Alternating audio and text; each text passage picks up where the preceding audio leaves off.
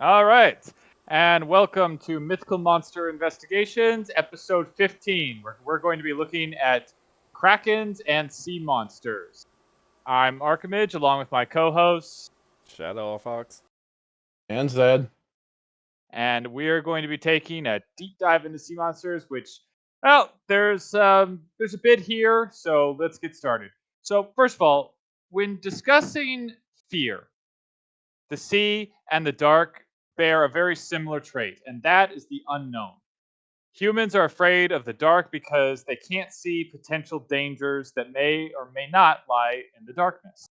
And the sea represents a similar type of danger. It's a cover which our eyes normally can't really penetrate. We can't pierce it. Even when we see a distorted image, so we can't tell what's really lurking in the depths. And in both cases, what we might imagine lies in the unknown is usually far worse than what's true.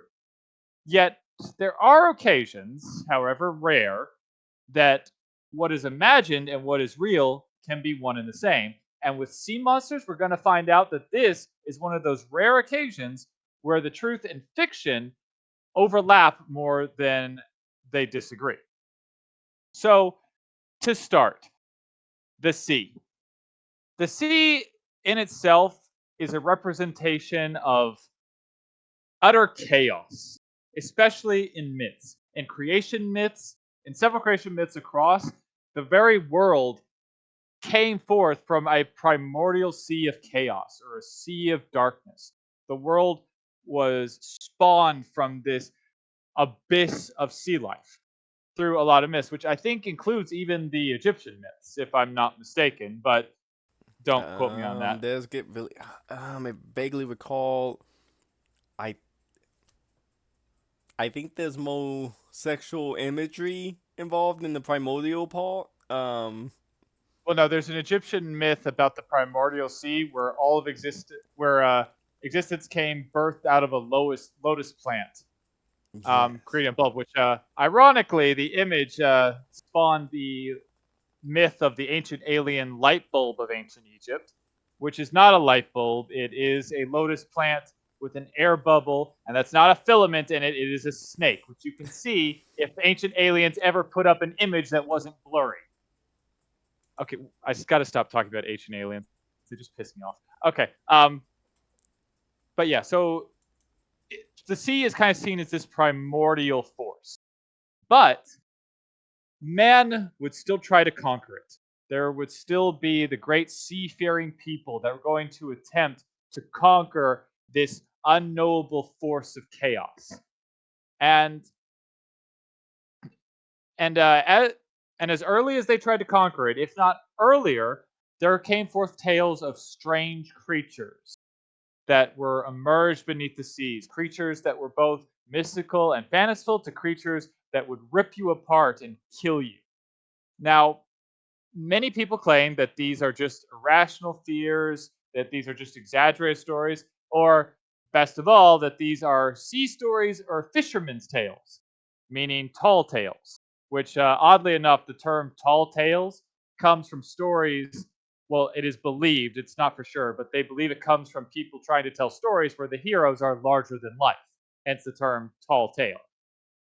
Just a little side note there. Um, However, if we really look at this, could there be more fact than fiction? Now, just for reference, sea monsters that we're going to be looking at in this section, they're not just for the sea.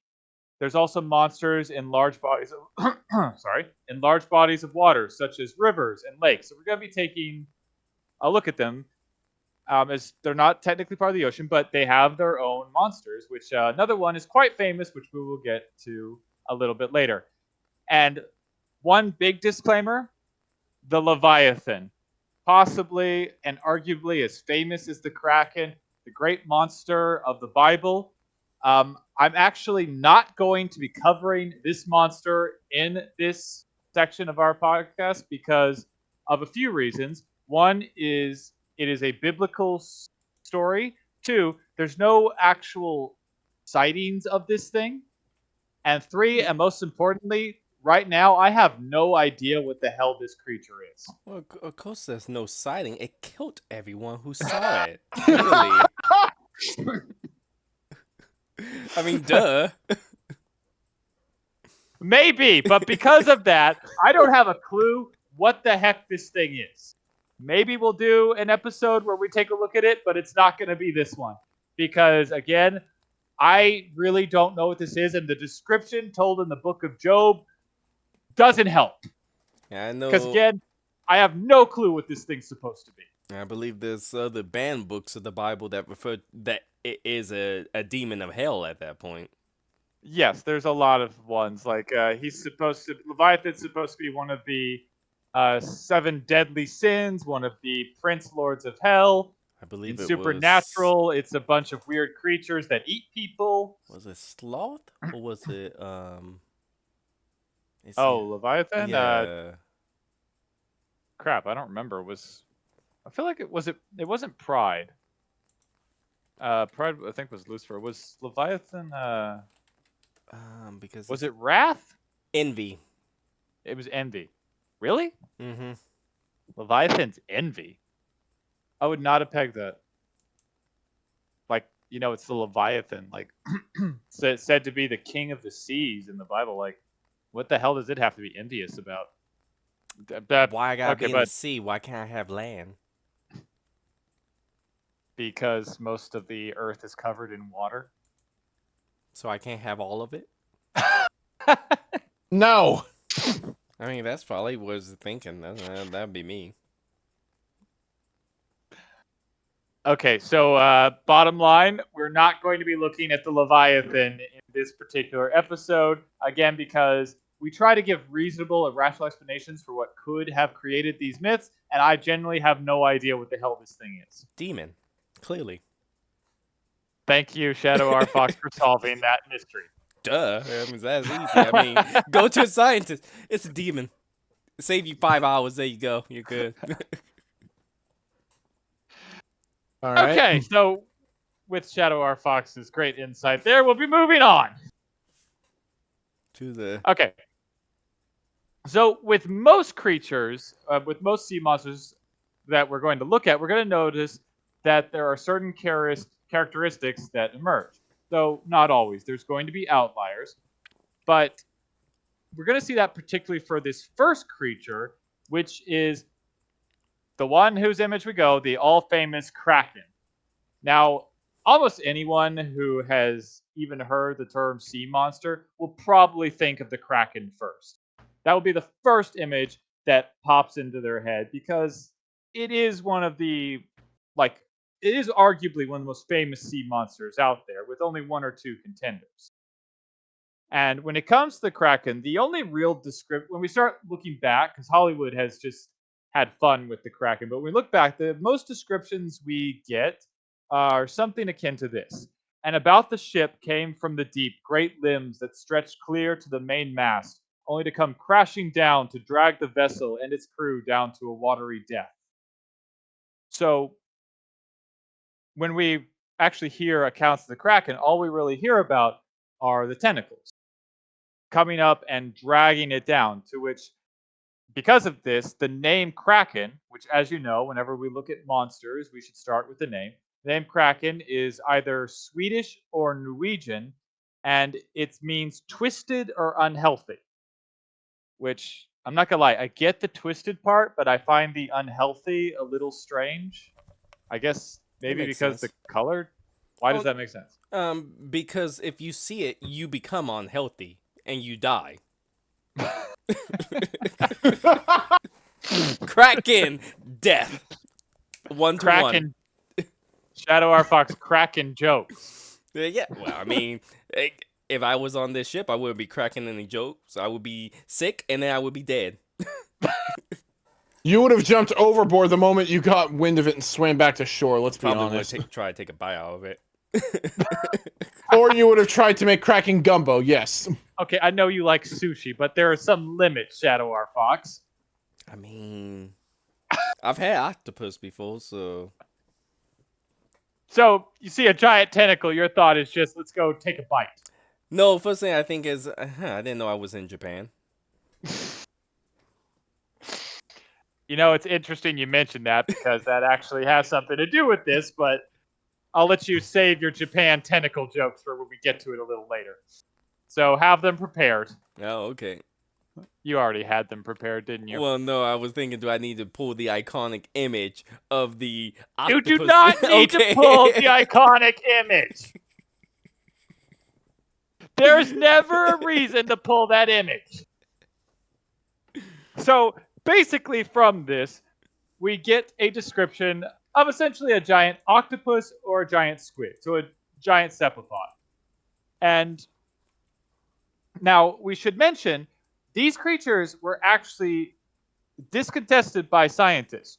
Scientists swore that this was all myth and that these creatures did not exist. And that that mindset didn't actually change until 1857 with a Danish zoologist named, I'm going to butcher this, Jesuit Stenstrup. Stenstrup? Is that something like that? Yeah, that's how I saw it. Yeah. Now he was the one who actually was able to find credible and reported evidence of these giant giant squids. I would pronounce that last name Steenstrup, by the way. Is that not what I said? I couldn't fully hear what you said. Sorry, Steenstrup. Yeah, that's what I was going for. I mean that sounds right? It's probably Yeah, that sounds right for what I'm reading. Yeah, I don't know what a Danish accent sounds like, so I'm not even going to attempt it.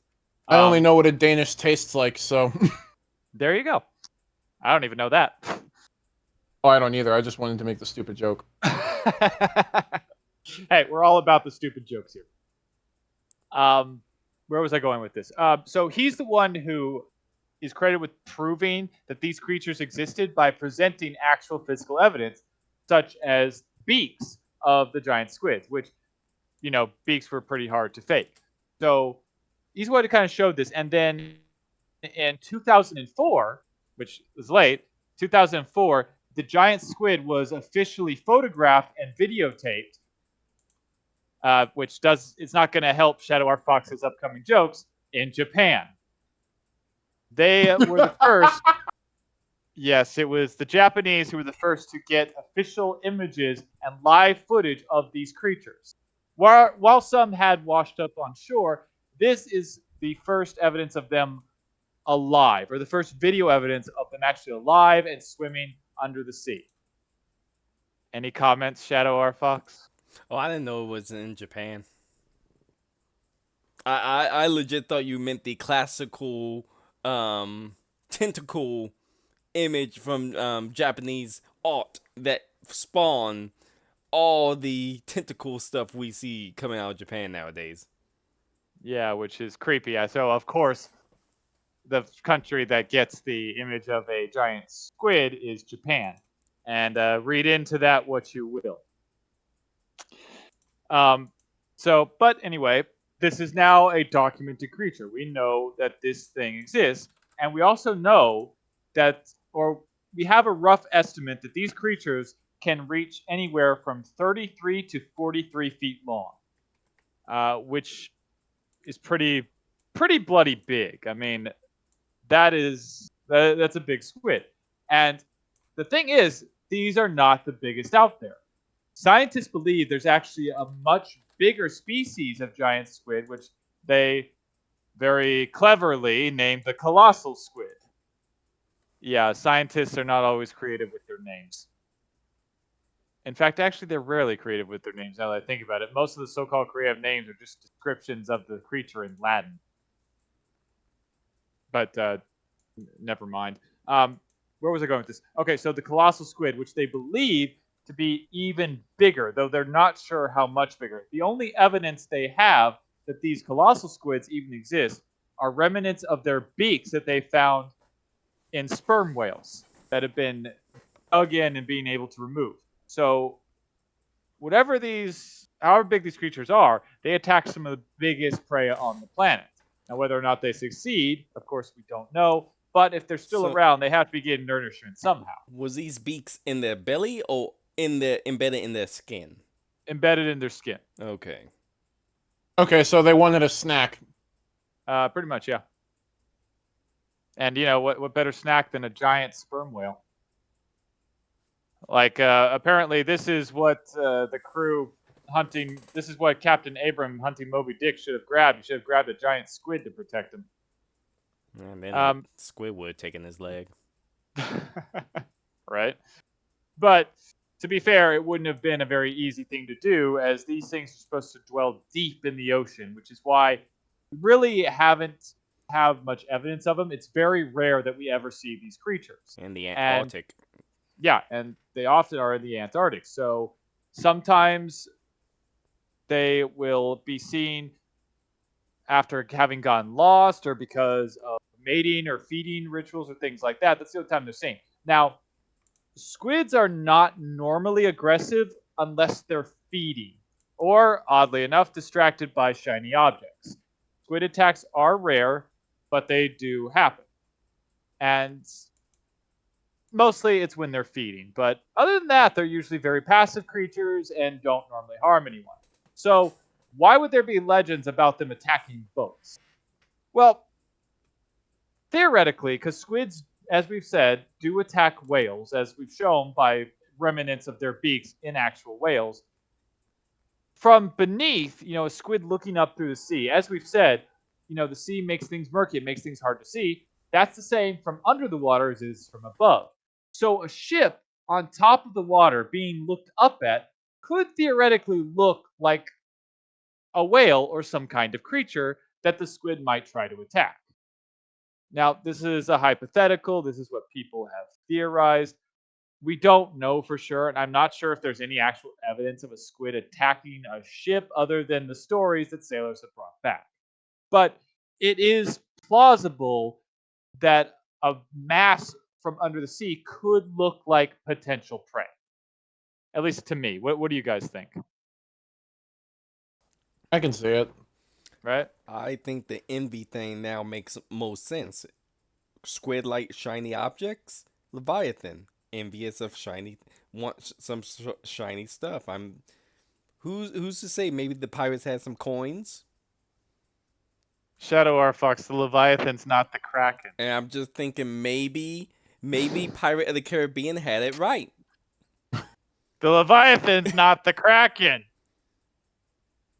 No, but it could be they could be working together. Maybe this could be the real Ocean 11 heist type deal.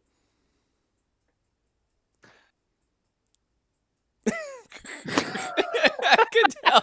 There's nothing. I could tell Nothing that to say to that. broke. I could tell that broke everyone.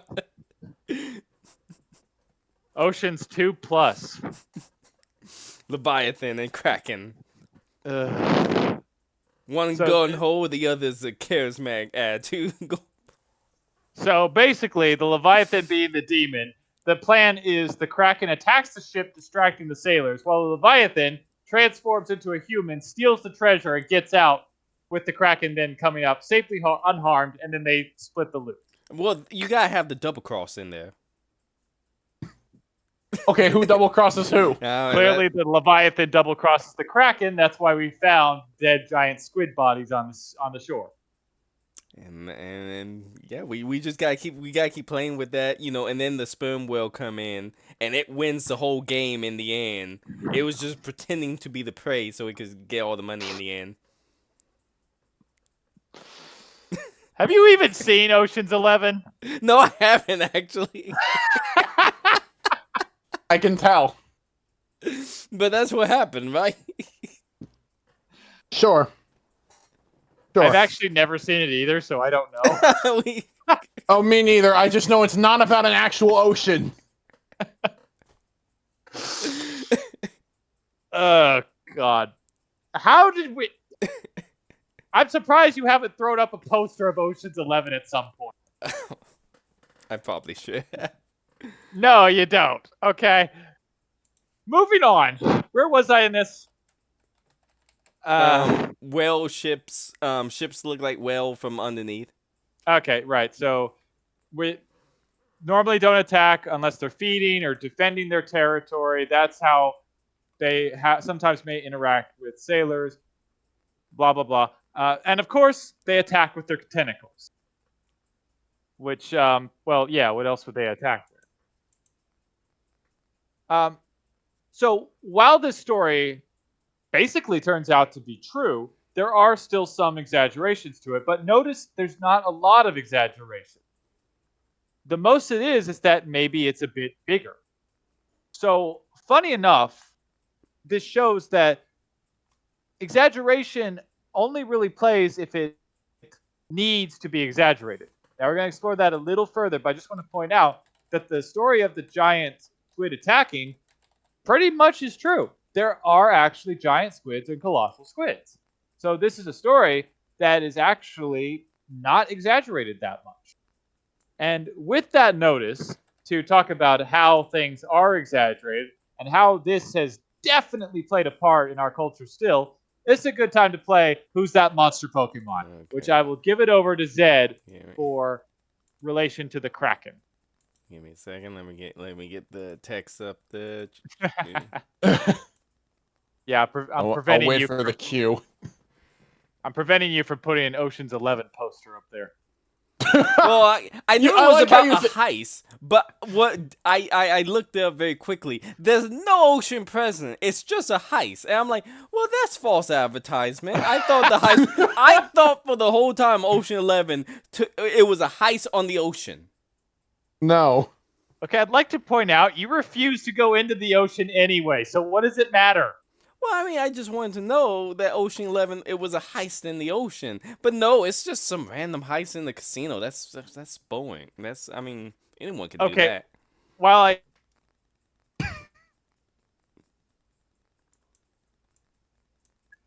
What would a heist on the ocean be? Like robbing a riverboat casino? I mean, you could have pirates. Yeah, like the Somali Pirates, that movie that Tom Hanks was in. That sound more like Ocean 11 than Ocean 11 does. I mean, wait, well, how are you gonna do a heist with Somali pirates? Most of them are on speedboats. I mean, they do hit giant giant cargo ships though. Yeah, on speedboats with RPGs. Yeah, that's a heist. Yeah, but it's like it's not a very like cinematically interesting heist. I mean, not if for the people on the boat get hit by the RPG, it probably is. Yes, for the people on the boat, but this is cinema. Like we're not gonna just want to watch some RPGs hit a boat, pirates come in, take the gold, and then go away. Most of the time, it's not even. No, I don't actually know what they steal. I mean, we could probably do a Somali movie. We get we Johnny did. Depp. It was called Captain Phillips. We get Johnny Depp to plays the Somali pirate, and he make like a Jack Sparrow like Somalian pirate. While in blackface. I wasn't gonna say that, but I was thinking it out loud. I was thinking it in my head. You know, let's go just full with the nonsense and have a white person playing a black person. Yeah. Why not? Let's also get that guy from Warrior, the Asian guy, to play one of the Somali pirates too. Oh man, that would be awesome. Because then we got Kung Fu in the movie. Oh god, we're gonna have so many people like that episode from South Park where Cartman runs over to join the Somali pirates. I mean, he made some good points. Okay, we should not be agreeing with Eric Cartman on South Park. Okay, Zed, please take the conversation. I was just waiting. You're the one who dragged that out. Yes, I am aware. Take it away.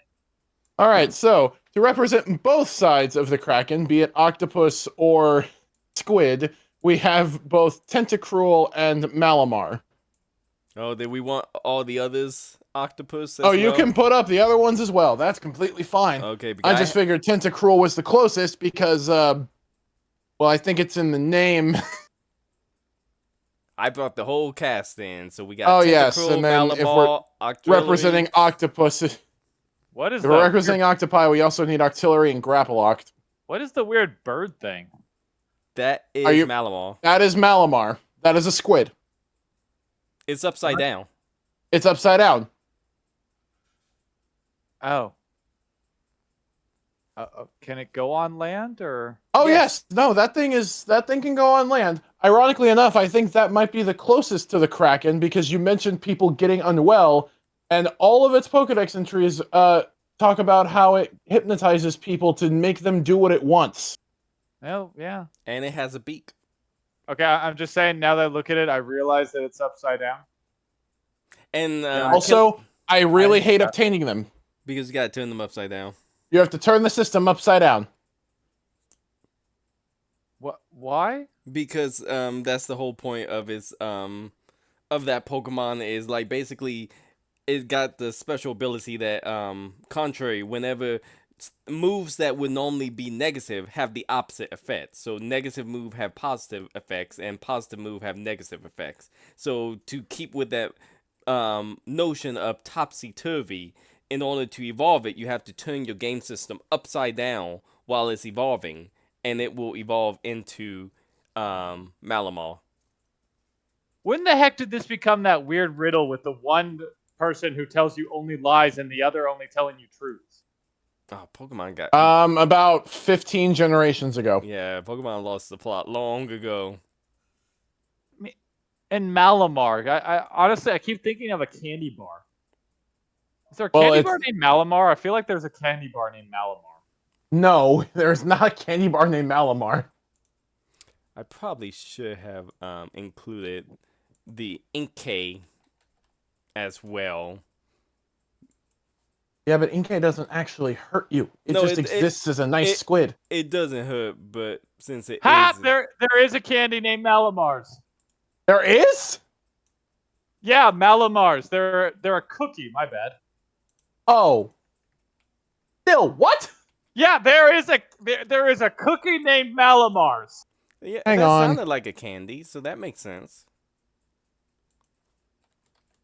Oh, it's spelled differently. It's still pronounced Malamars. Oh, yeah, okay, fair. There is a candy called Malamars. Huh. Let's see if I can get that up there real fast. Wow. They make these? Apparently. I can buy them on Amazon. They actually look pretty good. They actually do look very good. Apparently, you can also buy It's an them at Walmart. uncooked s'more. Yeah. That's all it is. It's some type of cookie, which Apparently I'll take that as the buy them at graham Walmart. cracker, a marshmallow on top of it, and it's just surrounded in chocolate. Yeah, you can also buy them at Walmart, apparently. Huh. Of course Nabisco makes them. I thought I'd heard that name. Where did I heard that name before? I don't know. I've never wanted a Malamar. I don't like marshmallow unless it's in an actual s'more. Well, this is surrounded by chocolate, so it seems right up your alley. No, I need the marshmallow cooked. Like I Microwave it. Well, that's the thing. I legitimately hate marshmallows unless it's burned first. That's fair. I don't know why. Like marshmallow, like on a s'more is the only way I'll eat a marshmallow. Like I hate every other form of marshmallow. I think that's why I hate cereal so much. Well, not all cereal have marshmallows. The old what? I hate cereal. Okay. I'm not a breakfast person. We know this. Oh, is that what it looks like when it's right side up? Yeah, yes. That is the pre-evolution before it turns into the malicious embodiment of evil. Ah. Looks like it's wearing a hat. Yeah. All right. I do want to note that on the pre-evolution part, there are 4 little dots on it that could almost look like eyes. Believe it or not, that's going to be important later on. But okay. But yeah, but the point is you can see how basically a squid-like monster has influenced well, this is Japan. Japan's got a thing for tentacles, as Shadow R. Fox likes to remind us. I wonder, do other countries have the same fascination with tentacles as Japan, or is it just Japan? Mainly it's just Japan, and then very select people outside of it. I would say some. I see what you added to the background. I would say some people in the U.S. have a thing for tentacles because Yeah, some people in the U.S. have a thing for a lot of things. Okay, like people have way too much free time and access to the internet in our country. But let's move on. And what did you put in the logo? That's the love some people have for tentacles in the U.S. Cthulhu. What? Wait, what? You Cthulhu. added a chibi Yeah, Cthulhu. that's I Cthulhu. know. There's a chibi of Cthulhu. Yeah, it Of was course so there hard is. to There's a find it. chibi of everything. I could find plenty of Chibi's Cthulhu, but I could find very few of him actually waving. Okay. I legitimately don't know what to say to that. Uh, We can't go a whole Kraken episode without mentioning Cthulhu. well, I was gonna try Beat him to the punch. because Cthulhu was made up by H.P. Lovecraft, so there's really not a lot of mystery to Cthulhu besides in the books. I mean, he could have been the descendant of the Kraken. Kraken could have been his grandfather.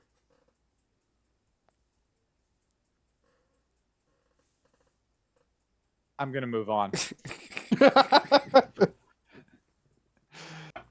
Okay, so that's covering the Kraken. Now, while the description of the tentacled, unhealthy, twisted monstrosity is the most well known, especially nowadays, of the Kraken, which, as you can see from the various tentacle monsters that have spawned from it, believe it or not, it is not the only description. Now, this is because originally Kraken was kind of like the term vampire, where basically vampire was used to mean anything of evil or anything demented or anything demonic. Kraken at times was also used to basically denote or describe an unknown sea creature. So anything that you didn't know what it was, anything that seemed even partially monstrous, Kraken, not a question. Now, this led to some other weird descriptions. And one of the best known was actually provided by the Bishop of Bergen, or Burgess. I think it's Bergen. Yeah, Bishop of Bergen, Eric Pontoppidan. Yeah, Eric Pontoppidan. Now, he wrote of he had one of the most more famous accounts of a sea monster encounter, but the Kraken he described was actually a large and harmless sea monster that was resting on top of the sea. He said this thing was so massive you could mistake it for an island. And while it was harmless, the danger of it was that when it submerged back underneath, it would create a very large whirlpool and you could be dragged into it. Now, other people have made similar descriptions, and the Kraken has, while the tentacle monster is the most common, the Kraken has gone anything from being a serpent like creature to being a giant crab, which there are not a lot of accounts of it being a giant crab, but it is out there. Now, there is some possibility of this. Some people speculate that it is possible that these were whales resting on top of the water. Now, whales will rest on top of the water from time to time, and a pod of them, if you've never seen a whale before, could technically look like very small islands. Though I can't imagine you really like walking on top of a whale. Like they're big creatures, but there's not a huge amount of space in them. So these islands would be tiny, like just enough to step on, and I imagine the whale wouldn't be overly thrilled. But there's some exaggeration, like making them a bit bigger, making it so that when they got dragged under, it happened faster. You could kind of see how this tale may have been exaggerated a bit and how this could spark the myth. I mean, am I right or am I just like exaggerating too much myself? What do you guys think? Maybe. Because I like to think that people would know what a whale look like at this day and age. Well, yeah, but remember, this is Well, even not back then. day and age. Well, I mean, let's be honest. A lot of people for a long time, like, barely even left their village, so barely traveled at all. So, and with there wasn't the internet, so it's not impossible they wouldn't actually know what a whale looks like. I mean, even today with the internet now, most people don't actually look things up. Yeah, but I figure when they get to the nearest fishing village, assuming they survive their encounter with the whale, they'll be like, I saw this monster giant island.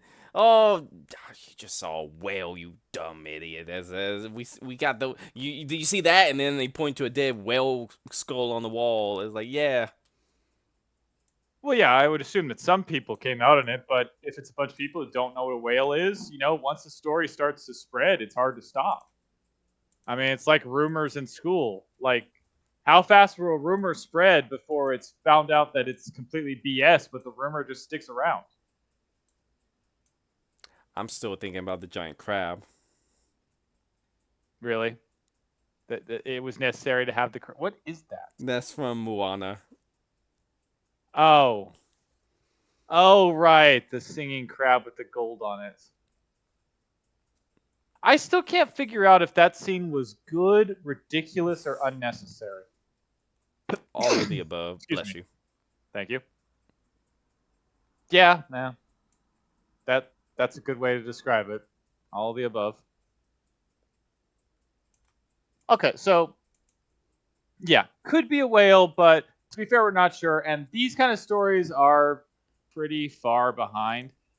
Um, However, I wanted to mention this island thing because this has also been fairly prevalent in many forms of entertainment, such as various stories of Sinbad, where he's gone onto an island and it turns out to be a giant monster.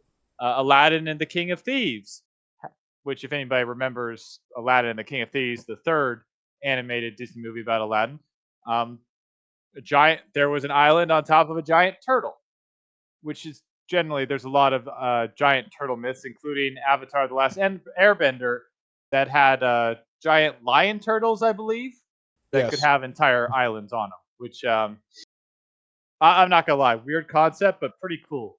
Why would you combine And a if you lion watched with a Korra, you then learned they were the reason bending existed. yes? Which I'm not gonna lie, not a huge fan of Korra. Like the first season was okay, but I felt unnecessary. But I got lost trying to watch the other seasons. Like It it was just seemed only like they were supposed to be going. one season. Yeah, no, that's very clear. Like I kind of lost track, and the next thing I know, they have giant mechs, and I'm like, how the hell did they go from 1920s like bending Steampunk. magic to mechs?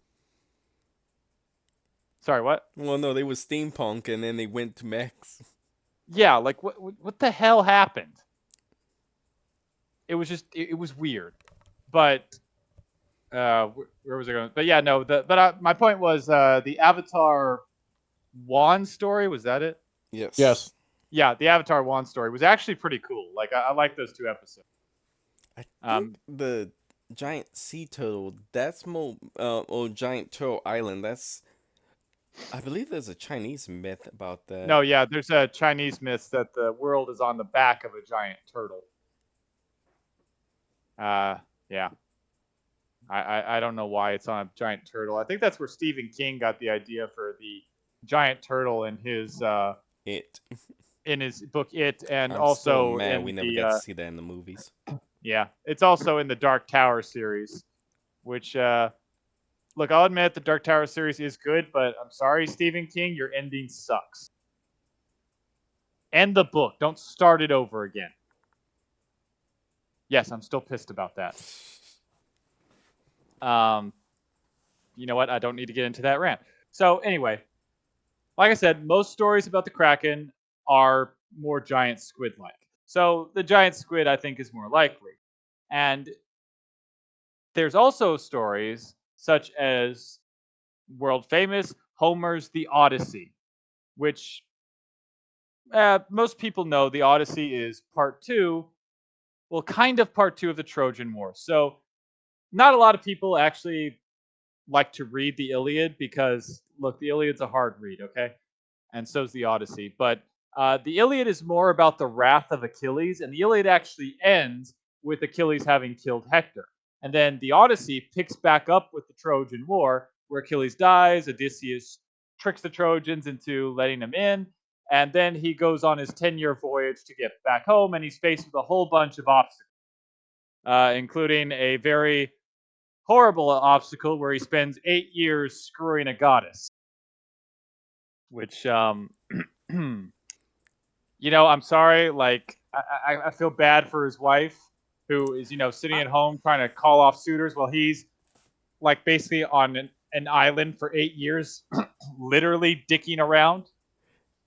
I'm just gonna say again, how did he get stuck on that Odyssey in the first place? What did he do to get stuck on that Odyssey? Are you being facetious, or are you actually asking? I'm asking. I'm both. Oh, well, in the book, he said that he was smarter than the gods and that he had won Troy, so So he he was pissed trapped off. for his arrogance. So he pissed off the gods, Yes. and another god is trying to come onto him. And your advice to him is, don't sleep with the hot goddess. Piss her off, and then try to flee her island. No, that wasn't my advice. My advice is just I feel bad for Penelope. That was my statement. Yeah. Okay. I mean, what else could he really do? But still sucks. I mean, I'm sure he was sucking. Yeah, I was like, do you want to use that terminology? Now that I thought about it, that was a bad terminology to use. I mean, probably not for him, but yeah. I feel worse for his son and his wife because they both got the worst end of that deal. No, they did. Like, they totally did. And also, Poseidon pissed him off because, he dared to blind his Cyclops son who was going to eat them. Yes. Which, yeah, so I'm sorry. I feel like he's justified in that one, but No, yeah, but he got arrogant and then he said his name, and that's what screwed him over. Yeah, pretty much. Like, don't be arrogant with the gods. That's the bitter point of the Odyssey and the story of Odysseus, who of course was the king of Ithaca. Now, again, he was king of Ithaca. He's trying to get home, and of the obstacles he has to face, besides the 8 years of keeping it up, for lack of a better term, one obstacle he has to face is that he has to go through a literal rock and a hard place, which is going through the Strait of Messina. Now, the Strait of Messina is a real place, but in ancient times it was said that it had two great terrors. Two horrible monsters, actually. One was Scylla, the other was Scylla. Is that how you pronounce it? I've heard it pronounced Scylla. Scylla, okay. I'm stuck at pronouncing things, so I'll take that. Scylla and Charybdis? Charybdis? I've never heard someone give a straight pronunciation of that one. So say I'm agreeing with you. Charybdis is the closest I can think of. Right. So one was supposed to be a six-headed monster with 4 eyes and six long snake-like heads and teeth like that of a shark. And if you traveled your ship too close near it, it would kill six people. So 6 of your crew would die. But the other one was said to be a giant monster that lived under a rock, and it would suck in and blow out air. When it sucked in air, it created a large whirlpool that would sink any ship to their death. So Odysseus had to choose between these two, well, frankly, crappy choices. So ultimately, he decided to sacrifice 6 men. Which, I mean, sucks, but really, what was the choice? Lose all of them or lose 6? Can we talk about how lost he was? Greece is all the way on the right-hand side. He's over in Italy at this point. Yes, he is he is very lost because, well, in the story, he had one of the gods gave him a bag full of the winds, so that he could all the ill winds, so that he could stay home, so he could get home safe. But his men decided to open the damn bag, and it blew him farther away. So, yeah, apparently it blew him really far away. But look, if this is somehow based on a real story or a real journey, I don't know how the hell he got this long. So I'm just going to throw this out there because at this point, most people think they know where Ithaca is. If you see basically that little island next to Greece, south of Tirana, go even keep going south, and you'll reach a little chain of islands off the coast of Greece. And one of the island nowadays is completely sunk underneath the sea. Because I remember reading about how they think Ithaca was here because they found I think a manor or a villa that does resemble what was described as Odysseus' home. Right. So that's if that's legit. He ended up. That's like what? How many miles is that away? I'm not doing that math, but yeah, no, he's seriously off track. That's like what, over several hundred miles away from. No, I agree. I don't know. Like, look again, if this is based on a true story, I have some serious questions. Like, because I always wondered how it took him. Because I always did wonder how it took him like 10 years to get back, and then before I read, oh, he spent 8 of those years screwing a goddess. Okay, I don't know if he got all the way to Sicily and Italy. I think it really did take him 8 years to get back at that, 10 years to get back at that point. Because I mean, yeah, but how the hell did he get down there in the first place? Because just thinking about it, Troy, if we're looking at the map, it's supposed to be in Turkey. Yeah. I think by the sea, Marmara would be, I think, the closest location. I'm not gonna lie, I don't remember. It would either be close to the Sea of Marmara, or it would be on that little peak of land sticking out into the Aegean Sea. So yes. He would sailed all the way through all those archipelagos of islands, and then he would probably made it out into the Ionian and Mediterranean Sea. And then somehow from the Ionian Sea, he got knocked all the way up to the Tyrian Sea in the Strait of Messina, which. So here's the real question: how did he get past the Strait of Messina? Because, okay, wait. So that raises even more question. Which way we assume that he was going from the Tyrian Sea into the Sea of the Ionian Sea? Yeah. So he would have had to either pass by it, or he would have had to go the long way around Sicily. Yeah. Look, there's a lot of questions. Okay. Maybe that was the underworld portion. I legitimately don't know. I have plenty of questions about that. Maybe one day we can take an in-depth look at the Odyssey and try to and see what people say about it. But Zed, I sense a vacation. We need to sail the seas. We need to recreate this journey. You just which of us is buying the boat? You just want to find a goddess, don't you?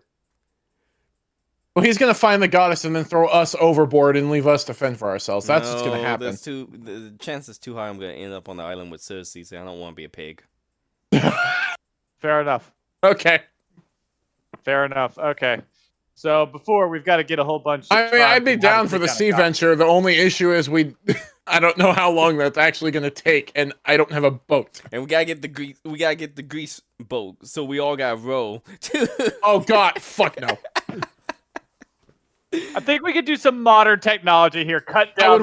I would rather do this entire I would rather do this entire venture on a surfboard, and I've never been on one of those in my life. I have. It's not as bad as you think, but still. I figured it wasn't as bad. I'm just saying I don't know how to use one. Yeah, no, I get what you mean, but yeah, no. Let's go with some modern technology in this, if you don't mind, Shadow. We gotta keep it. We gotta keep the appearances up. Fine, you can get a modern boat disguised as an old one. Yeah, let's go with that. We'll put a Greek design on the front. Deal? Okay, there we go. We'll paint the oars on the sides. Yeah. No, we can tape oars to the side of it. I just refuse to use them. Okay, so back on to the actual monster. So interesting thing about the Strait of Messina is that there is actually a whirlpool there. And while it's not a huge danger, it's only a danger to very small ships. It probably wouldn't be able to take down a Greek ship that Odysseus would have used, but scientists do think it could have originally been bigger. So go back a good amount of time, it might have actually been a threat. but that's speculation. But the point is, if the whirlpool's there, then what about Scylla? What was this monster? Um, so I've described it's said to have 4 eyes, 6 snaky necks, and rows of teeth that resemble sharks, and would steal 6 crew members. Now, while it seems strange, a giant squid or giant octopus might explain this a little bit. Now, how is that? Well, pictures, while these creatures are normally under the seas, this is a rocky terrain. If somehow one of these things accidentally got caught in an area that it couldn't escape, and it was generally on its side, you might only see 6 of the tentacles, especially if it's kind of underneath with 2 under the water or something else. So the 6 heads might be 6 tentacles. And then what of the teeth? Well, believe it or not, there are squids that do have teeth on their suction cups. And as you can see, if you're looking on YouTube, that is terrifying. And these teeth are used to kind of clamp on to their victims and drag them down, which is why squids can be dangerous. Because, well, those little bastards look sharp, and that looks like that would hurt, especially with 6 or more tentacles wrapping around you. So, again, I understand that that is a bit far fetched, and it's understandable. But we have to remember that, especially with the books of Homer's Iliad and Odyssey, that Troy in itself was considered far fetched. Troy was considered not to exist until someone literally grabbed the book and found the city of Troy buried underneath right where Homer said it would be. So, if the city of Troy does in fact exist, then we shouldn't completely discount it. Now, obviously, if you've ever read the Iliad and the Odyssey, you know it mentions gods and goddesses all the time, that it mentions these very strange interactions and things happening and myths coming up. So clearly, some liberations have been made. But the city's real. There's a good possibility that some of the events were based in fact, though how much, that's what's really questioned. But we do know that there was a city named Troy, so there could have been some danger at the Strait of Messina. And as Shadow R. Fox mentioned earlier, they think they found Ithaca. There could very well have been a King Odysseus. Like, we don't know for sure. We probably never will know. But my point is, we shouldn't completely discount it as nonsense just because we don't have all the details. I mean, I think that's fair, right? Yeah. I'm just saying. I mean, we know where Mount Olympus is. Yeah, and we haven't found any gods on top of it. Maybe we haven't reached the true top of it yet. Really? Maybe we have to go on top of one of the clouds and we'll find Olympus?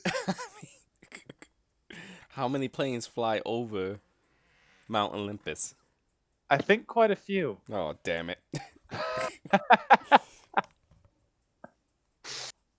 Like, Mount Olympus isn't really that high of a mount. Actually, Disney I don't know lied to me. Of course Disney lied to you. Disney's been lying to all of us. I mean, look at the princes in Disney storybooks. Mount Olympus is it rises to about 9,572 feet. Right. I don't actually know if that's big or small for a mountain, to be honest. That's not that big. I didn't think so, but I'm not gonna pretend to actually know because, like, I don't even know how tall Everest is. Just like I don't care that much. But my point is that, again, if Troy exists, then there's probably some truth to this. Now, of course, there's stories about Homer was hearing this secondhanded and everything else. So definitely there are exaggerations, which, well, even today there's exaggerations. If anybody's seen the movie Troy with Brad Pitt, which, I'm sorry, great movie, love that movie. It's clearly exaggerated. Like, one example, the epic fight between Hector and Achilles. In the movie, it was this great epic battle of like 2 of the greatest warriors. In the book, it's kind of a letdown. Like literally, two spears are thrown, they miss, and then Hector is tricked by a goddess to think someone's with him, and then he's essentially stabbed with Achilles' spear. Well, yeah, he was running like a little coward. Yeah, no, he kind of was. Like He, wa- it's actually a huge letdown. well, yeah, he was a little punk when Achilles stepped up to him. Yeah, which was a shame because which is actually weird because through most of it, Hector was actually kind of a badass. Yes, because he would find everyone but Achilles. No, that's absolutely right. Who would have thought he would be a badass against every other Greek soldier who was not related to a demigod, not related to a goddess, but the one demigod step up to him and he's like, "Oh yeah, no, things got real. It's getting Yeah, too no, real here." and then he ran. That's 100% true. I think there was one other Greece. No, I think he did injure a goddess in the Iliad, if I remember correctly. Hector. Yeah, didn't he? You're thinking the Greeks, one of the Greeks heroes who injure Oh, if I Ares got it and reversed. Aphrodite.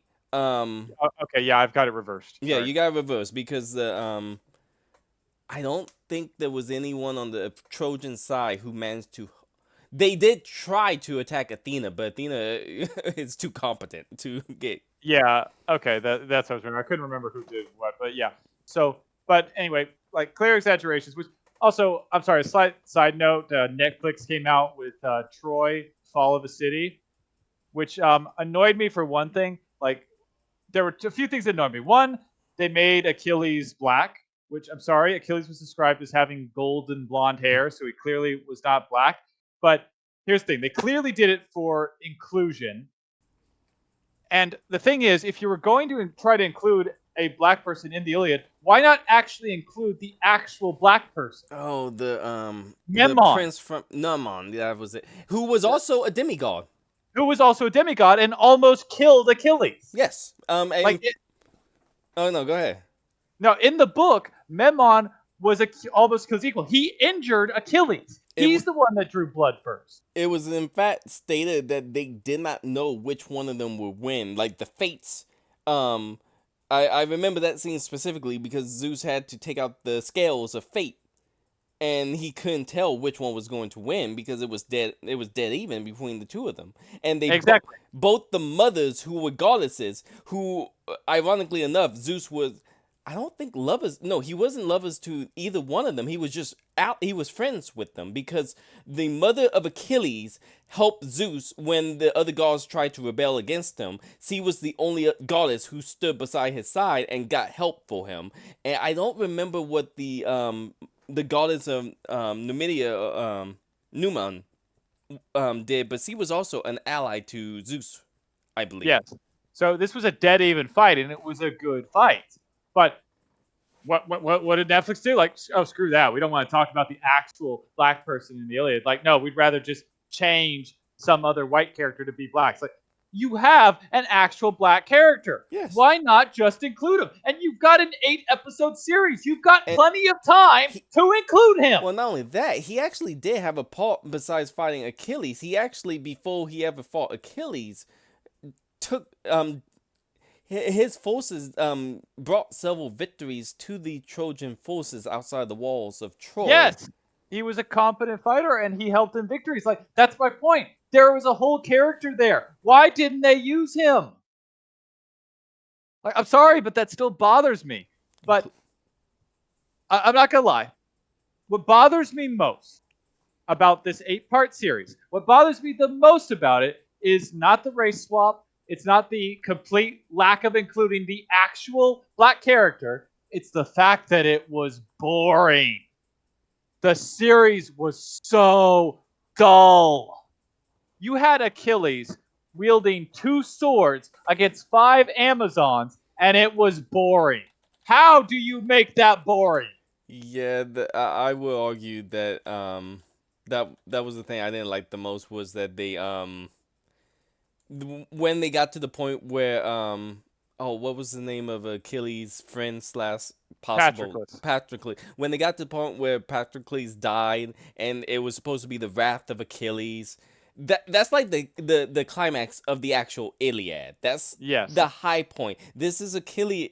This is like the whole story is Achilles. He was a badass in the beginning of the book, and then he got mad with Agamemnon, and Agamemnon, yeah. Agamemnon, and he decided to just sit in his camp, sulking, and then the death of Patroclus bring him to such rage that not only do he forget about his anger with the Greek commander, he straight up go on a kill. He goes on a John Wick kill frenzy to the point he kills so many Greek Trojans in the river of Troy that the river god tried to drown him and have a hard time drowning him. The gods have to interfere, but even then that couldn't stop him. The Greek gods had to hold him back because he was about to tear down the walls of Troy himself. None of that gets seen. Yeah, no, none of it. And it's all there. And it's like, and again, that's my problem. It was boring. But I digress. It's just like, I'm sorry, that series pisses me off just for, if they're going to do that crap, the very least they could do is be interesting. The other thing I didn't like was, one thing I was hoping was that the gods were actually, because the movie Troy, the gods didn't play any part. It was more realistic, quote realistic, compared Yes. to the fall of the city of Troy. They actually did show the gods, but that was it. They showed the gods like once, and they didn't really have them interfere. No, they didn't. The Like, they were Iliad, barely they in it. interfere in every battle. This war isn't so much with humans fighting humans; it's the gods manipulating humans like pawns. Yeah, exactly. And that was the thing. Like, I like Troy because it was clear what they were trying to do. They were trying to give what a realistic version of this story could have been. If this actually happened, this was closer. But, it was clear the Netflix version was going to go for the original story with the gods. Well, if you're going to do that, then do it. But they did this weird half-ass thing. It's like, why? If you're going to include them, then include them. But I don't know. Just like that series pissed me off for a lot of reasons. But okay, we've gotten off topic. I apologize. That's my fault. I just the Troy thing ticks me off. So let's move on to other types of monsters, mostly river and Great Lake monster. Now, of course, one of the most famous like Great Lake monsters is, of course, Old Nessie, the Loch Ness monster. Yeah, Nessie's gone through a lot of pictures, and this is supposed to be a large beast in, Loch Ness in Scotland, which Loch Ness, I believe, is Lake Ness, but I'm not 100% sure about that. And this is arguably one of the most famous monsters in the world. Like, it's right up there with the Kraken. It's actually arguably which one is more famous. And Nessie has been searched for ages. There are dozens and dozens of photos of evidence of everything else. Most of it fake, most of it debunked. But one of the reasons that this whole legend of Nessie started, the big photo that grabbed it, was the surgeon's photo, which for those of you on YouTube, you can see here. And this made out Nessie to look like a type of plesiosaur. And this thing sparked the interest of Nessie. Like, people started looking for this thing hard until people really took a look at this photo. And when scientists actually scrutinized this photo a bit, they realized that it's probably and most definitely completely fake. Because when they measured the waves around Loch Ness and compared it to the creature, this thing is barely a foot long, which means that you have one of two possibilities. Either it's a toy and it's a complete fake to screw with people, or the great Loch Ness monster is about the size of a small dog that you could carry in your arms. Now, I personally think that the toy is more likely, but what do you two think? You think Nessie's actually about the size of a small dog? I mean, that would explain how it survived. Would it really? Well, when you look at the actual dinosaur, the plesiosaur, so that's I mean, there's no way it's gonna have enough food in the Loch Ness to sustain a population of itself. Well, yeah, but, A one that's like a foot tall or something like that. It would need what, a couple of small fish, which it could probably find. still, you expect it to be seen more often No, then. it would definitely be seen. We would see the skeletons and stuff if there was any type of population of it. Yeah. Um. Okay. So yeah, like Little Baby Dog. So most of the photos of it are disputed. They're proven fakes, or it's so blurry L- nobody can make out anything. Looking at the surgeon one though, I don't think it's a toy. I think it's a fin or a flipper. I mean, they're not sure. Like they've I, just I pretty don't much. remember where I've heard this, but I do know that I've heard somewhere that there was some picture and it was just a piece of driftwood. Yeah, they're pretty sure the surgeon's photo's fake.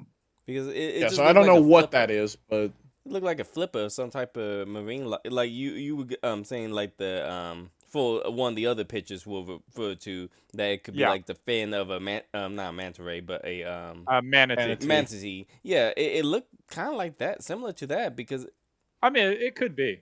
Like it's the right size, so it could just be a flipper. because when we get to the other picture that's coming up next, if you look Yeah, at the two, they look almost identical. no, they do. Like it could be. That's the thing. And that's the problem. Most of the photos are too bloody blurry to really see anything. Like even modern day. It also points out that if we're going with this Nessie being just one creature from limited sightings, Nessie's also has to be over 90 years old. Now, there are some blue whales that live that long, but if this creature is like the size of a dog, it's probably not living 90 years. So it's not impossible, but it's I mean, very highly improbable. it works Now, out. It takes its vitamin. It doesn't drink or smoke. So yeah, maybe. yeah, okay, definitely. Now, most other photos just look like long shadows. So, there's not a lot. But there are other creatures that exist. One such one is the Lake Michigan monster. Now, these things mostly depict a large snake like creature, which is the most common sea serpent we find. And this photo that's on YouTube now is one of the most famous. Now, looking at it, when you look at this thing, this really looks like a fin to me. Like looking at the shadow and where it is, this looks like a fin that's slightly turned. So, this very well could be a manatee fin just outside. And manatees are known to do this, and I believe manatees are known to be in this area. They oftentimes kind of get chopped up by speedboats, unfortunately. I'm just, But so this is not outside the realm of possibilities. I'm just saying, if you look at them side by side, Yeah, no, I'll admit it's close. Like the problem is the poor quality of the photo on the surgeon's photo. yeah, but the angle, if you think about it, the surgeon could be from a more profile like angle where the Michigan Uh, one is more like a 45-degree angle type deal. like I was thinking of more of a top angle, like he's kind of looking down more, Yeah, where the one with the Michigan's more like level. because it looked like it could be a fin for looking at all of this. No, it definitely does, and that's probably what it actually is. Um, Especially if it's only a foot tall. That really made me think, oh, well, yeah, most fins and flippers are like only a foot long, so that sounds like actually very plausible at that point. yeah, so but this description of the long serpentine thing is the most common type of sea monster. And to show how common, we're actually going to have a special round two of that monster Pokemon and take a look at the influence of these types of sea monsters. So, Zed, take it away for a second time. And let me Well, get the this one was text back simple up if we were there. going with sea monsters and serpents. I mean, Well, yeah, it well, it doesn't that's, get much more iconic than Gyarados. that's true. I mean, even I know who Gyarados is. I mean, pretty much Gyarados is like, he's basically just a sea serpent, right? Yep. Yes, that is entirely what he is. I question how he comes from a tiny fish. Right. That's the Japanese myth. Okay, that makes sense now. That is the Japanese because the Magikarp I think is supposed to be like a koi fish, and It's a carp. It's not a koi. oh, is it a carp? Because It's Magikarp. It's a carp. because if I'm not mistaken, isn't one of the Pokédex entries say once a Magikarp reach the top of a waterfall, it's supposed to turn into a Gyarados? I don't know if it says I that or not. I I think can there's look. yeah, I think if you look, I believe there's one entry where it says if a Magikarp manages to swim to the top of a waterfall, it evolves into a Gyarados. And I believe there was even a allude to that in a Pokemon Snap game where if you hit a Magikarp into a waterfall, it becomes a Gyarados. I think that was in the first Pokemon Snap. Cool.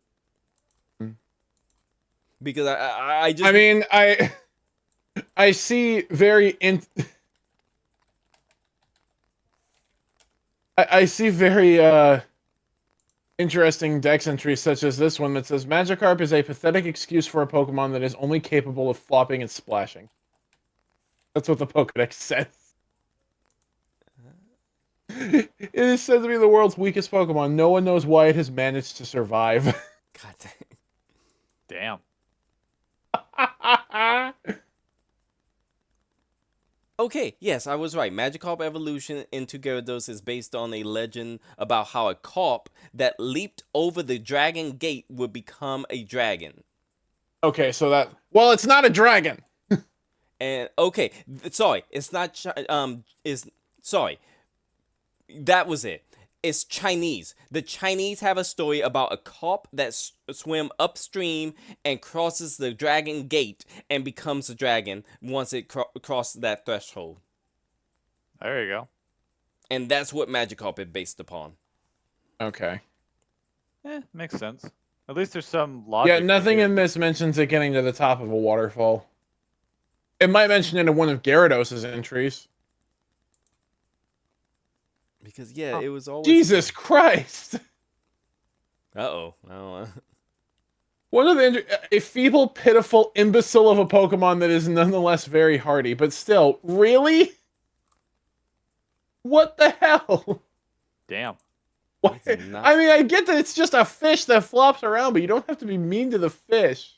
Apparently. Well, James was pretty mean to his. Oh god. Its reckless leaves makes it easy pickings for predators. On the bright side, many Pokemon enjoy longer lifespans thanks to Magikarp. Damn. Oh, that was right. We probably could have went with Milotic. Milotic also works, but I think we used it for something else. Yeah, we used it for one of the Dragons episode. Yeah. Well, Dragonair would also work, right? Yeah, Dragonair, Technically, just because Dratini. of the serpent. Yeah. Okay. And they are found in water. Yep. Again, you can see the influence, and as we've always established, Pokemon is weird. Well, yeah. I don't know why, but they just really like hating on Magikarp because all of them. Well, here's the real weirdest part. Gyarados is a water flying type. Yeah. And when you see it in the Pokemon games like Scarlet and Violet and Sword and Shield, it's flying above the water half the time. Okay. Well, it gets worse. There's one in Legends Arceus that's straight up flying across The sky. The sky. Yeah, I know. That one, I'm like, what's going on? I thought the game was glitching when I saw that. No, that was not a glitch. Okay. They meant to do that. So we're just going with the full flying dragons. No. Okay. Yep. Yeah, No no, arms either. it Let's flies. go It fast. fully flies. They was, Even though it can't learn the move. originally, Gyarados was going to be a dragon water type Pokemon, but in Gen 1, there was no counter for a dragon water type matchup. There was no counter for dragon other than dragon. Yes. Which I argue if they made Charizard and Gyarados Ice. dragon types, they are Technically- the counters. Technically, Ice was also a counter back then, but the problem was, There was no useful ice types. well, not only that, if they made Gyarados water dragon, It resisted, yeah. water resists ice. So it Dragon would was the be- only thing at that point. exactly, and that would have been very tough. Again, Pokemon's weird.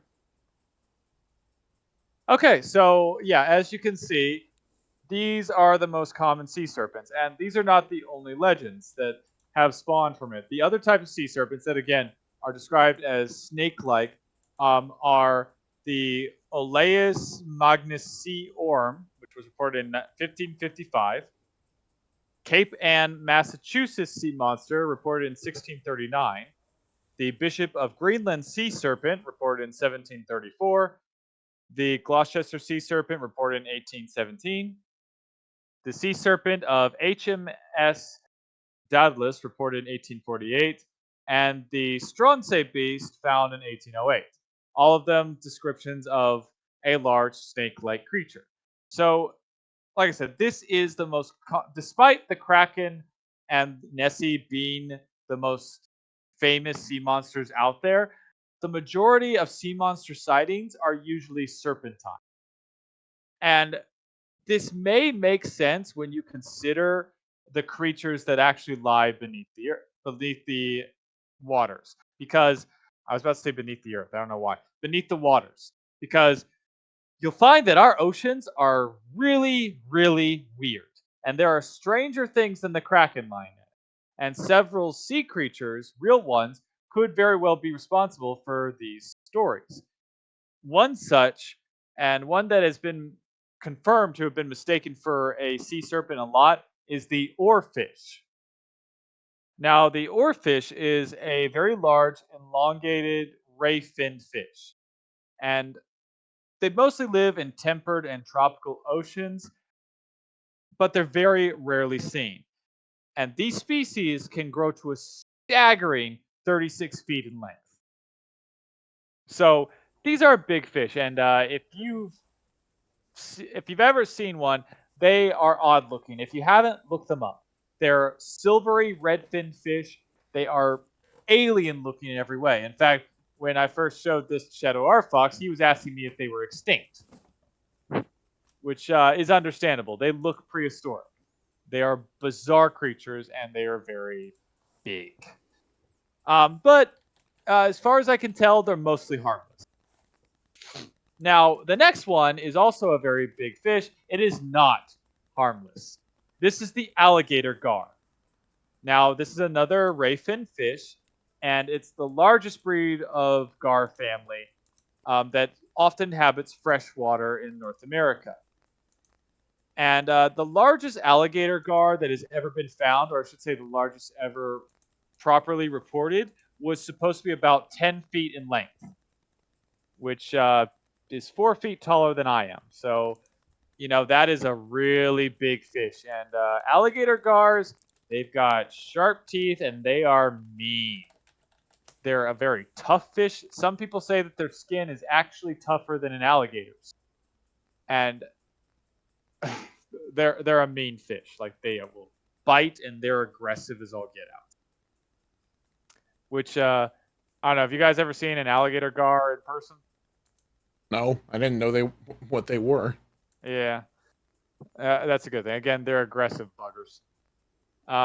Another example of an aggressive fish that could also be a possible misconceived sea monster is a pike fish, or most commonly known as a northern pike. It's a species of carnivorous fish which lives in brackish or freshwater.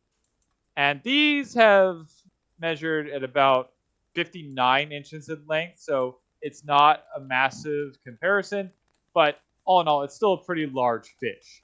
And again, very aggressive. I don't know if it's as tough as the alligator gar, but it is just as mean. And the final one, while there are other strange animals, the final one that can really be seen as a representation of a sea monster, in fact, one of the most sea monster looking fish that we'll see is the frilled shark. This thing was only recently properly discovered and recently captured. It is terrifying in every way. And it's also commonly known as the Japanese dragon shark, which if you've ever seen a picture of it, well, you see why. They're thought to be a living fossil. It's very rarely seen, and its long eel-like body with its fringed appearance and its 6 scales and over 300 teeth, you could see how people would think this thing is a sea monster. I mean, just looking at it now, you could see how this thing looks like a sea monster, right? I'm I mean, the still current picture looks kind of friendly. Yeah. Yeah, it's a weird angle. but oftentimes they look not so friendly. Hang on, And their teeth are weird. I got a not so friendly image of it. Hang on. Yeah, like you can't properly see its teeth, but its teeth are bizarre looking. Oh, don't worry, you'll see in this picture.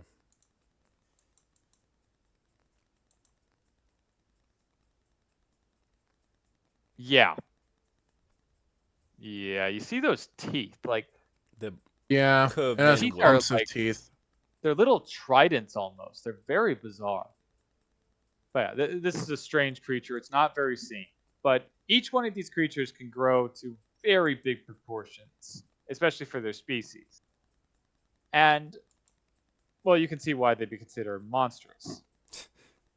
So if you consider like seeing these creatures, if they're partially obscured by the water or it's late at night, I mean, is it really any wonder that a 36-foot fish could be referred to as a monster, especially if you don't know what you're looking at? Especially since like most people don't know what an oarfish is.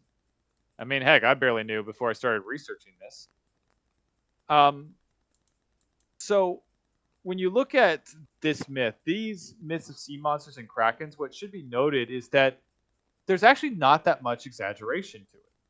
Like, besides size, these things are pretty on point to what these creatures are. You know, besides old Nessie, which can kind of be blamed for the surgeon's photo for that.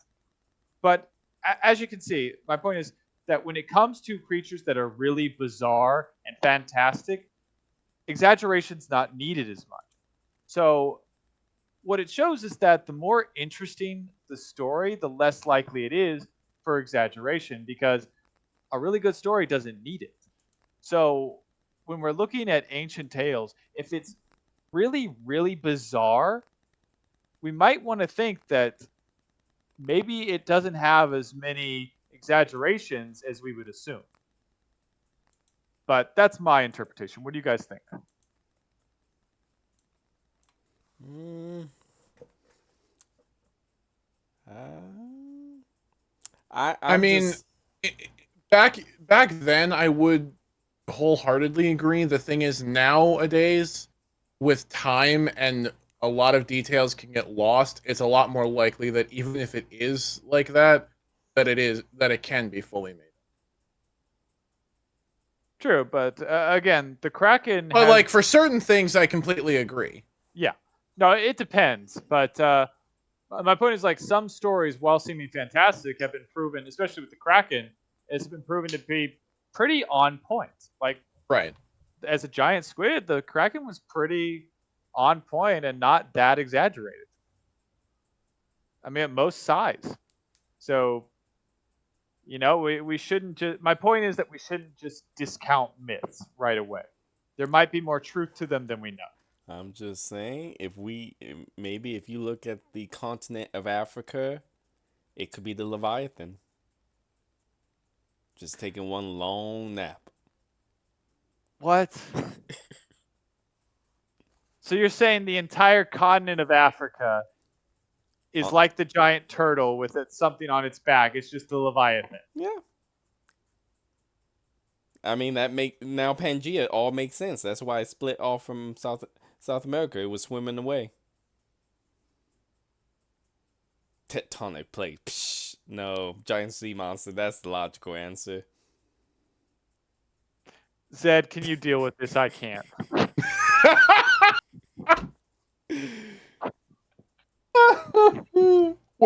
My only question is, what side is the head on? You know, that's what I've been trying to look at to figure out. I can't. I can't. Look, I'm sorry. I can only do these kind of things so much. Okay. We have found the breaking point. Okay. My tolerance for this kind of nonsense only goes so far. All right. You all call me crazy, but that one day Africa start to move around again, everybody gonna be like, "Oh no, Shadow Fox he was onto something."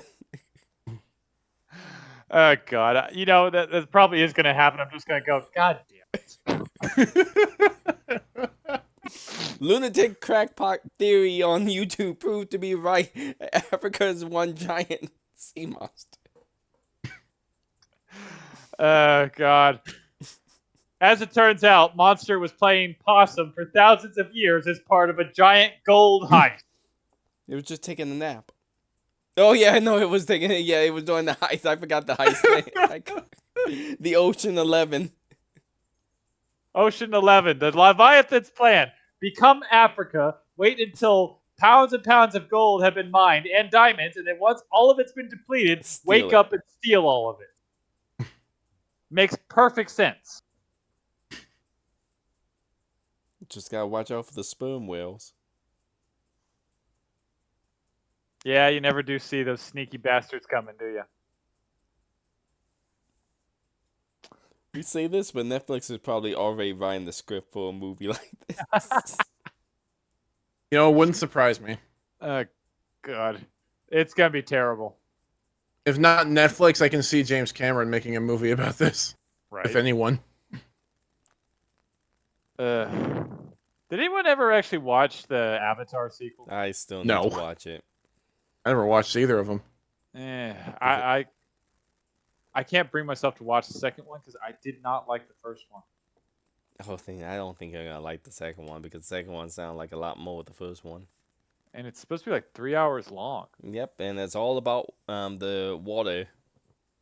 It's like, hooray. Like, again, the first one I think would have been better if they cut out most of the video vlogs. And, Oh, like, well, that's picked up gone the pace now. of it. Well, I'm glad, but the first one would have been better than that. And I'm sorry, but the first one was just Dances with Wolves with aliens. Oh, that's what this one is. Why do I want to see Dances with Wolves again? And then the third one's supposed to be about fire, I believe. They're gonna make a third one? Yeah, it's a trilogy. Why? Why? It was supposed to be a trilogy. So the Ugh. first one was the book about air, then water, and the last one's supposed to be about fire. They're missing Earth. Don't tell them that. We don't need 4 movies. And then we need a fifth with Captain Planet. Captain Avatar Planet. Oh, he's already Wait. blue. It makes sense. Okay, we're done. That's the end of the episode. Power Yeah, combined. So with that delightful image of a new Captain America, Planet. whatever. I didn't even want to say it because it was so dumb. Captain. The new image of Captain Planet, Captain. What even is the planet What was called? the name of that planet? It was Oh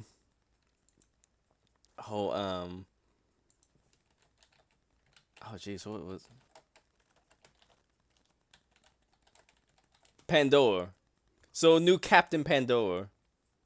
Great. That's exactly what we need. Okay, Yeah, wrap looks it like- up before we get sucked into this script nonsense that we know he's going to spew. Forgetting Avatar 5, Captain Pandora rises. Let's go. Any final thoughts on the actual topic of this sea monsters and the Kraken? Yeah, the ocean is big. It do need to be explored more. I think we only actually charted and explore like 20% of the actual ocean, I think, at this point. I know it's a small number compared to what we discover on land versus ocean. Like Actually, it's 5%. oh jeez, even worse. So Yeah, as far as I'm aware, we know more about the moon than the ocean. exactly, Yes. and I think it's a huge leap for us to try to jump to Mars when we have literally a whole ecosystem where literally our knowledge is of 5% of it. And I think, if you're going to talk about, putting life on other planets, I would say, okay, well, try to put life in extreme condition on Earth, such as under the sea.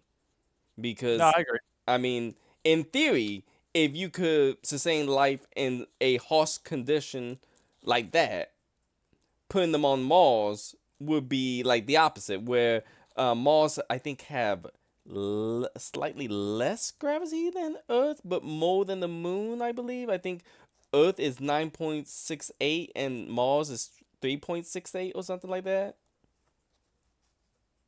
If memory serves correctly.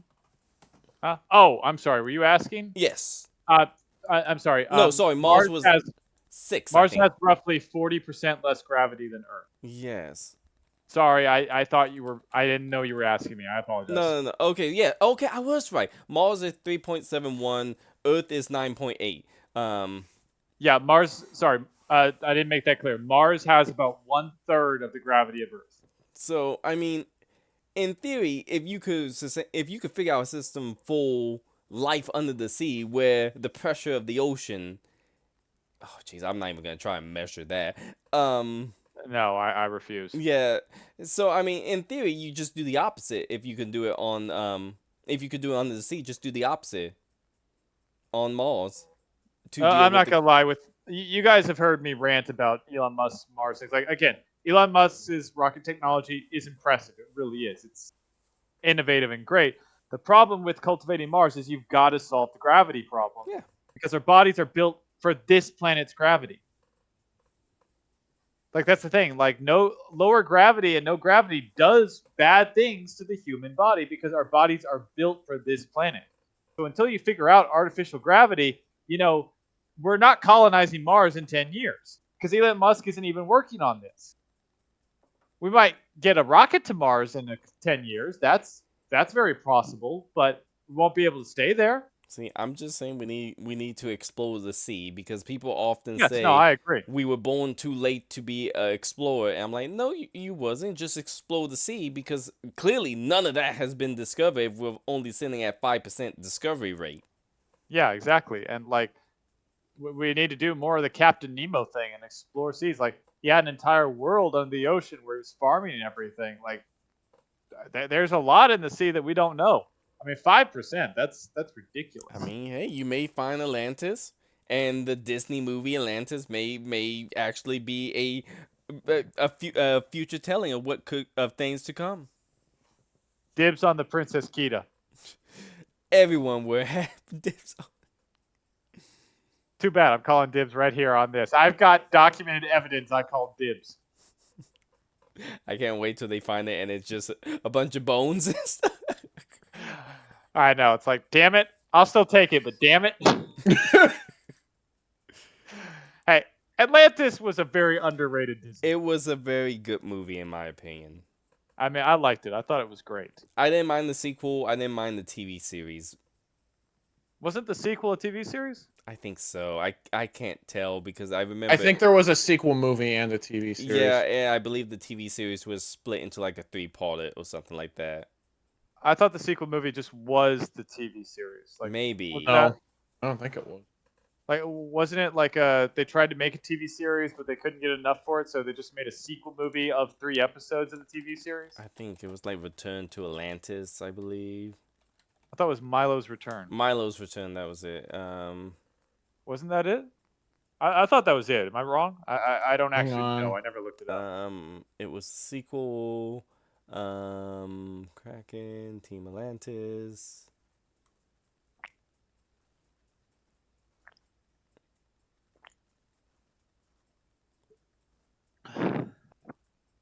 Yes, that was unmade episode. That was it. Because apparently they were supposed to feature episodes with Puck, which I assume is the fairy from Shakespeare. yeah, Yeah. from English folklore, the Loch Ness monster, and the Terracotta Warriors. Man, Terracotta that Warriors. actually, yeah, that actually sounds pretty interesting. Yeah, no, I knew about Milo's Return, but I never watched it. Oh wow, I really wish we had got it. One of the unnamed episode was supposed to have Demona from Gargoyles show up in there. How would that? I don't care how that would work. That sounds amazing. Yeah. It was supposed to have Demona using the praying gargoyle statues to bring gargoyle statues in Paris alive to kill people. Damn. Man, they should have I made mean, that. that's pretty badass. I'm not gonna lie. Oh, Are we ever gonna end this episode? yeah, okay. We should.